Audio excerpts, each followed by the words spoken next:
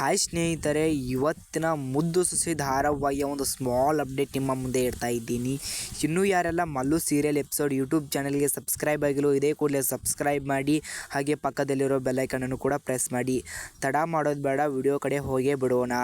ವಿದ್ಯಾರವರಿಗೆ manage ಅವರು ಏನು ಹೇಳ್ತಾರೆ ಎಂದರೆ, ಹೋಟೆಲ್ ಮ್ಯಾನೇಜ್ದವರು ನೀನು ಕೆಲಸ ಮಾಡಬೇಡಮ್ಮ, ಹೋಗಿಬಿಡು ಅಂತ ಹೇಳಿರ್ತಾರೆ. ಆದರೆ ಈ ಕ್ಷಣದಲ್ಲಿ ನೀನು ಕೆಲಸ ಮಾಡಮ್ಮ, ನಾನು ಏನೋ ಒಂದು ಸ್ವಲ್ಪ ಗೊಂದಲದಲ್ಲಿ ಏನೋ ಒಂದು ಬಿಟ್ಟು ಕೆಲಸ ಮಾಡಮ್ಮ ಅಂತ ಹೇಳ್ತಾರೆ. ಅವಾಗ ಆ ಕ್ಷಣವೇ ನೀವು ಮಾಡಬೇಡ ಹೋಗಿಬಿಡು ಅಂತ ಹೇಳಿದ್ರಿ, ಆದರೂ ಕೂಡ ಈಗ ಮಾಡಂತ ಹೇಳ್ತಾ ಇದ್ದೀರಾ.